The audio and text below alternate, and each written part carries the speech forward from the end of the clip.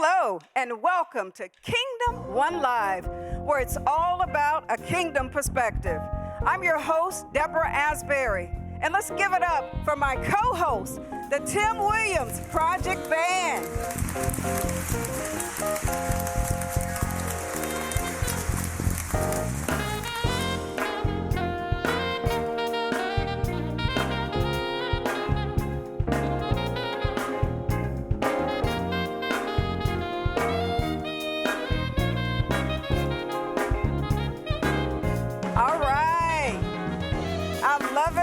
I love it. My guest today is the author of The Relentless Cultivation of You. He believes that you have all you need inside to live your wildest dreams, yes, your best life. So why not? I want you all to watch, sit back, relax, and stay with us. We'll be right back.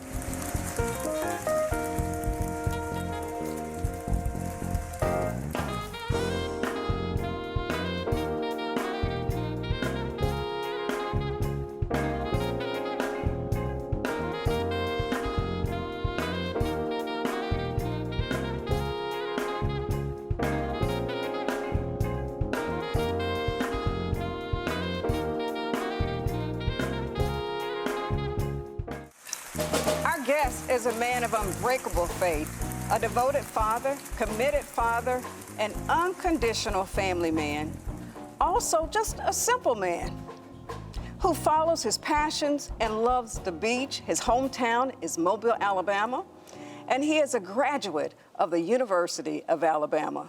He is a business entrepreneur, former broadcast executive, and to add to that list, he is now the author of The Relentless Cultivation of You. Welcome to Kingdom One Live, Thaddeus J. Garrett. Hello there, Deborah. Thanks for having me. I'm just so excited. I've been looking forward to this interview for quite a while now. That makes two of us. Makes two of us, exactly.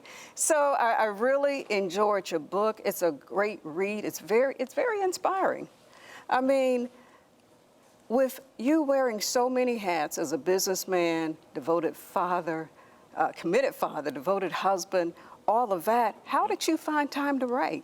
Well, Deborah, this is actually a 5-year project. It took me 5 years Really? to come up with this 146-page self-help book. That's amazing. Yeah. And well worth it. Thank you. I mean, good things, it takes time. Just like fine wine, it takes time for it to actually mature. And so evidently, the progress and the time that you put into the book really made a difference. Mm-hmm. So there is a part of your book, you kind of break it down into two parts, and I love it, where you talk about the why and the you, pretty much understanding who you are first. And that second part is based on leadership. But I'm not going to do a lot of talking about it. I'm going to allow you to share with us, talk with us specifically about the concept of the who of you and the why.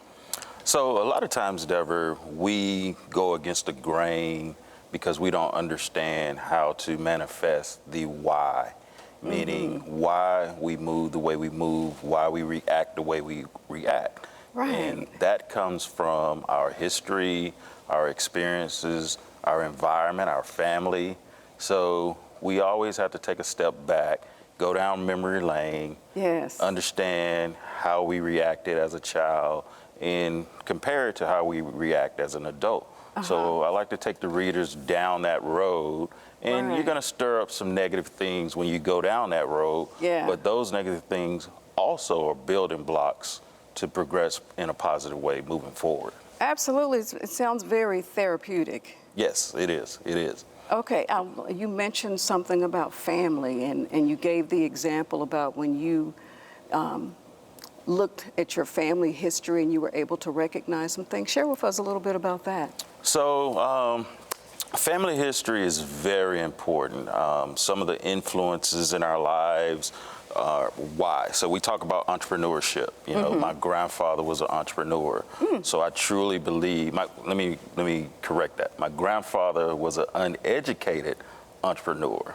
Oh, So okay. for me to have the education and the resources that I have, there's nothing inside of me that tells me that I can't be successful as an entrepreneur, because I grew up watching an uneducated man succeed as an entrepreneur. So that's a family piece. Right. That's a core of who I am and how I think about life and how I vision life. Right, and that's a wonderful thing too, because evidently he laid a legacy for you to watch his grind and his hustle as a little boy, and then desire to become an entrepreneur. What a great legacy. Right, and whether he realized it or not, it happened indirectly. So it wasn't a conversation, it wasn't, this is what you need to do. It was simply him going about his day and me being present. Right, right. And so in getting to that point, the perspective, talk with us about, you mentioned something about having a better understanding of the perspective as it relates to getting to the you and the why of you, being proactive as opposed to being reactive. So share with us a little more about where, that idea of thinking came from. So being proactive is something that we need to think very seriously about in our lives. Right. A lot of times we have relationships, whether it's friendships, spouse relationships, family relationships, even parent, sibling relationship. Right. And we move based on that relationship, which in some cases, not necessarily how we want to move. This is true. I react because my mother feels I should react this way. Okay. But my true desire or my true passion that's inside of me is something totally different. In my life, a lot of things that I've accomplished, whether it was in executive roles, whether it's in athletic roles, Right. my parents had no idea of what it took to accomplish those things, because they never experienced those things. Right, So right. my life was totally different than, my mother was a school teacher, so she understood education. My mother wasn't an Right. athlete, so she doesn't understand how to be an athlete. My mother wasn't an Gotcha. entrepreneur, so some of her perspectives are totally different than mine as a son. Absolutely. So it's like unpackaging, unpackaging all the experiences of your life and your relationships.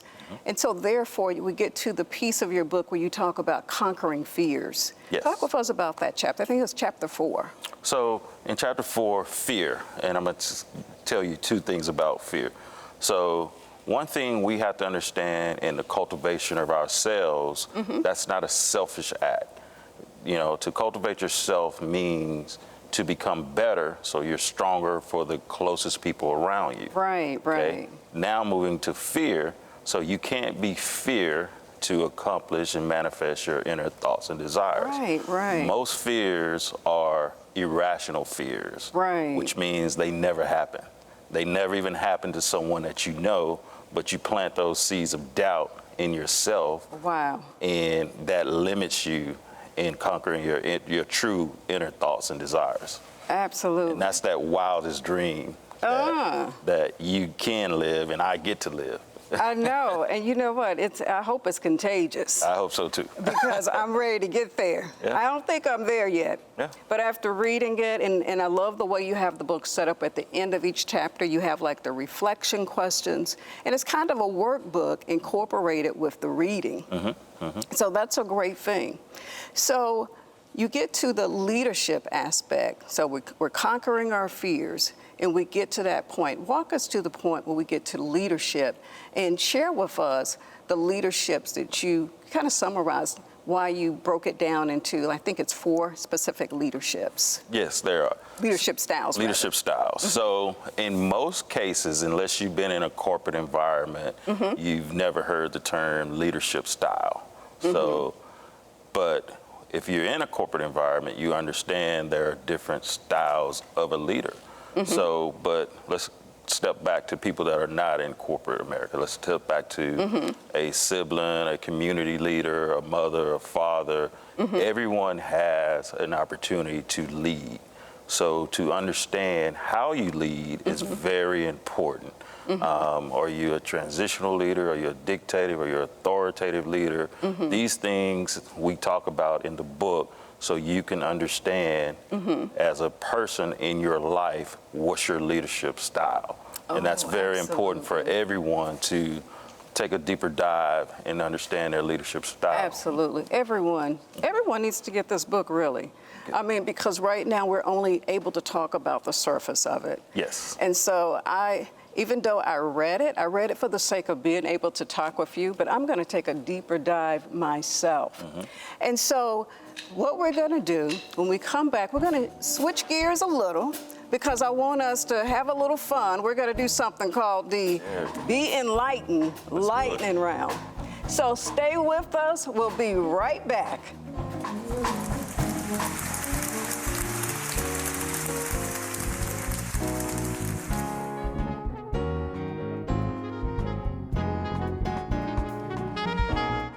Welcome back to Kingdom One Live, where it's all about a kingdom perspective.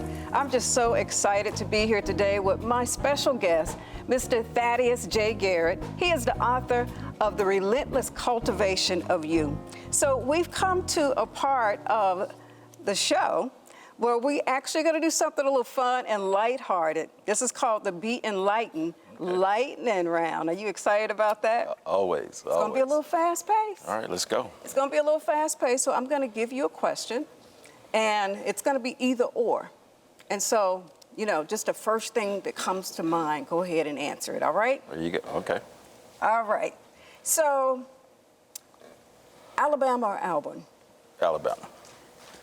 Greatest impact, social media or television ads? Social media.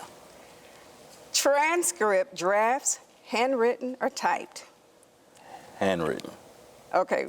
Books, e-books or hard copy? Hard copy. Coffee or tea? Tea. Journaling or talking with friends? Talking.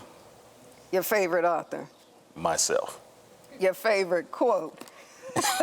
What a plug. Stop living like you have time by Thaddeus J. Garrett. Oh, I love it. Your favorite beach? Orange Beach. Orange Beach, okay. Name something you discovered you could live without during the pandemic. Because I'm a survivalist, I lived without anything. It's one of the greatest times that I've experienced was during the pandemic. We actually finished this book. We started a company. So a lot of great things happened for me during the pandemic. Okay, so that 5-year journey just kind of wrapped up and you were able to get projects completed. Well, that's wonderful. There you go. This was fun. It was awesome. I'm glad you enjoyed it. So I do want to ask if you have any last words of encouragement for our audience and our viewers that you would like to share. I do, Deborah. I just want everyone to understand the definition of cultivation. Farmers cultivate crops, entertainers cultivate their brand, but a lot of times we as individuals don't cultivate our lives and ourselves. So it's important to move from one position to become better in another position, and you have to always be focused on that. And that's what the relentless cultivation of you is all about. It's not a selfish move, it's about becoming stronger, to be better for the closest people that are around you. You know what? There's a lot of people that say, well, how do I get started? I mean, because when you think about getting the self-motivation to cultivate yourself to do something, it's really kind of hard. What do you recommend an individual does to get started on this journey? You feel it every day. When you wake up, that desire, that thought, the things you haven't told anyone because you was afraid they wouldn't understand. Right. That's where you begin. You begin taking a step into cultivating that desire. You do it quietly. You do it consciously, meaning you do it every day. Take a small step towards it. And it's not something that you have to share with everyone. It's just something that you have to do for yourself. I imagine sometimes you would have to do it in isolation. In isolation, exactly. Yeah. Kind of like they say, moving in silence. In silence and get it done. And by the time you know, it's already done. Yeah, just getting there. Well, you have really encouraged me. I mean, it's given me a lot to think about, some personal things that I desire to do. And even when it comes to encouraging others, I'm a mother just like you are a father. And so when I think about, I have an adult child, just encouraging her with a lot of things that I know that she has, you know, the dreams and aspirations to do. So, and I'm going to have to get her a copy of the book as well. There you go. Okay. There you go. So, share with our viewers how they can reach you for speaking engagements and how they can get a hold of the relentless cultivation of you. So the book is online anywhere their books are sold through Amazon platform. Okay. But you can also come to betherelentlessyou.com for speaking engagement, mindset coaching, as well as ordering a autographed copy of the book. Awesome. Thank you so much for being with me today. This has been wonderful. We'll be right back in just a moment, and we're going to talk with our band, my co-host actually, the Tim Williams Project Band. We'll be right back.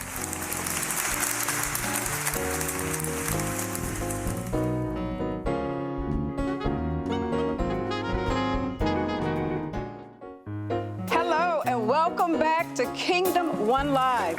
I'm here with my co-host, the Tim Williams Project Band. And I just came over to chat with you guys just for a moment. I know you heard the interview with our special guest today. We're talking about the relentless cultivation of you. So I was just curious to know, when you talk about cultivating music throughout the years, talk with us a little bit about, you know, how that journey has been for you. Well, it's a series of things. A lot of music is, you know, it's inspirational. Yes. So a lot of times you go through situations in your life where you have good celebrations, or you go through sad times.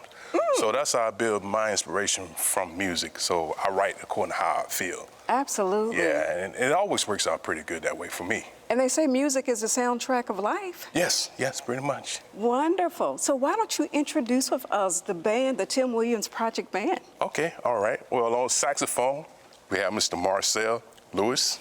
Hey, Marcel. On guitar, we have Mr. Billy Odom. Hi. On keys, we have Mr. Isaac Harris. Isaac. And on drums, we got Mr. DeJuan Wiley. Hi, DeJuan. Wonderful. Nice to meet you guys. So what song are you going to play for us today? Well, this next song I'm getting ready to play now is called Sunny Day. And people ask me, Tim, why you named it Sunny Day? It was a nice day when I wrote it, so that's why I called it Sunny Day. Okay, so that was the inspiration for writing Sunny Day? Pretty much. Pretty much? Yeah, it's a good day. Nice, it was a good day. Nice. Great. So you know what? I'm going to go ahead and step to the side, and let's give it up for the Tim Williams Project Band with Sunny Day.